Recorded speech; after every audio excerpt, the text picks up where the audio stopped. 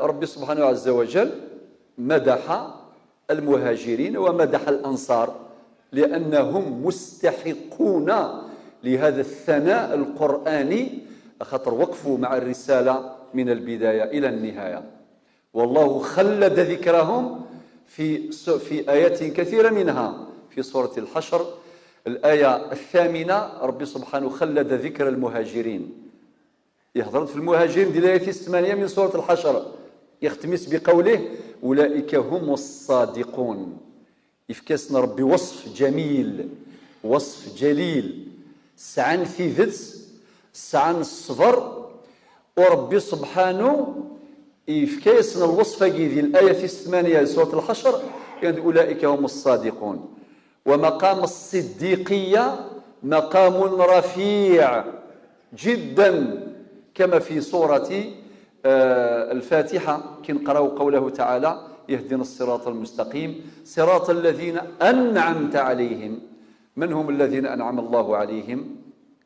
من هم؟ البيان يأتي في سورة النساء، البيان يأتي في سورة النساء في الآية 69، وين يقول ربي سبحانه من النبيين والصديقين، يعني مقام الصديقية يساد من بعد مقام الأنبياء. هكا يرتب ربي سبحانه في الآية 69 دي سورة النساء من النبيين والصديقين والشهداء والصالحين وحسن أولئك رفيقا. ربي ذكرت 4 الأصناف ذي لا يقيم الإسلام في سورة النساء الآية 69، 4 الأنبياء النبيين والصديقين والشهداء والصالحين وحسن أولئك رفيقا. أما السعد بوين ريسعون يرفقا ذوق ذاقي الصنف الإسلام. لذلك ربي سبحانه عز وجل وصف إذن المهاجرين الصابرين جزاء لهم تخليدا لذكرهم في سورة الحشر الآية 8 بهذا الوصف الجميل الجليل إن أولئك هم الصادقون. يلا الآية 9 اللي بعدها مباشرة ربي سبحانه ذكر الأنصار الذين وقفوا مع النبي عليه الصلاة والسلام وهيئوا له أسباب الحياة والإقامة والدعوة ونشر الرسالة في المدينة المنورة. ربي سبحانه ذا شو دينا في الأنصار إسينا النبي عليه الصلاة والسلام كل الصحابة مرحبا يسوان العسلامة نوان غلمة ديال المنورة أمكن دي وصف يحبون من هاجر إليهم، يحبون يعني حملا الحمالة، خاطر ممكن الأنصار أسنين النبي عليه الصلاة والسلام مرحبا العسلامة هذايا الشكل الصحابة، ولكن نيول بلا الحمالة زر كما دين فقي سمح لي مثلا فقي ما إلا تروح الدين فقي سلحمالة تفضي مانيك ما تحول فاض بلي الزايض أتفضي مانيك تروحض. وهذه مسألة مهمة جدا، مسألة المحبة في حياة الناس وفي حياة المسلمين بل في حياة البشرية. لو سادت المحبة بين الناس لما حصلت هذه الحروب وهذه الدماء التي تسيل والأرواح التي تزهق. لا يمكن لأنه ندرك بأن نحن أسرة واحدة، أسرة بشرية يجمعنا رباط كبير، كلنا لآدم كما قال النبي عليه الصلاة والسلام كلكم لآدم وآدم من تراب.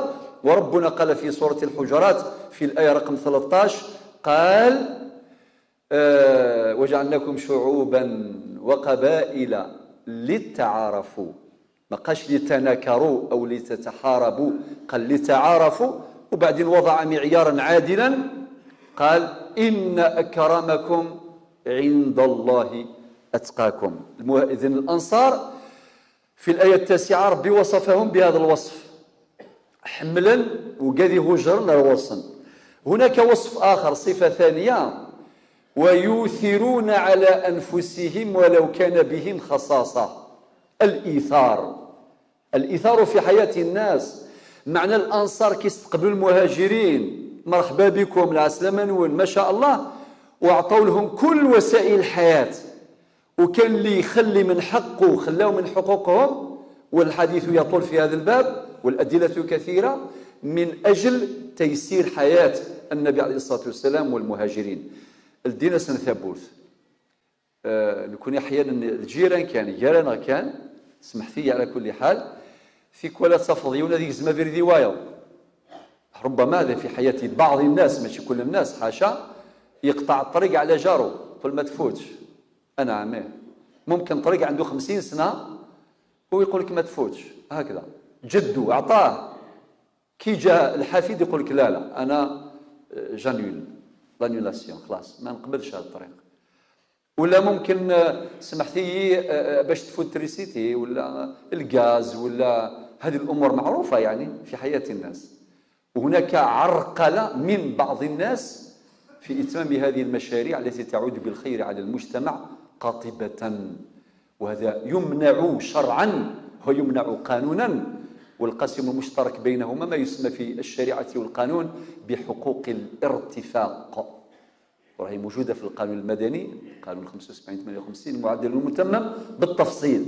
حقوق الارتفاق أمثال ما يفقد سكوخان ماشي الكويلاس يلحو الكويلاس يلحو الكويلا الجيران صفية كاين ذي فردان ذي ريسيتي ذي الغاز ذاين اللي عندي الدونيث مرة يعدي في الغوريك مرة غوري مرة الفلاني مرة عادي إلى آخر هذا الأمر. هذه فقط رسالة باش نذكروا هذا. شوف الأنصار قال ويؤثرون على أنفسهم خلق الإيثار خلق جميل وجليل. والنبي عليه الصلاة والسلام يقول لا يؤمن أحدكم حتى يحب لأخيه ما يحب لنفسه، وهذا تمام المحبة الصادقة.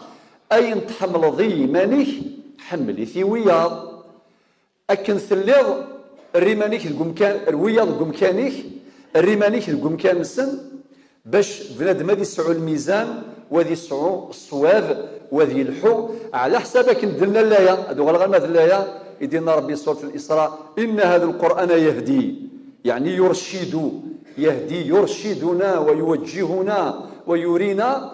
قال يهدي للتي هي أقوم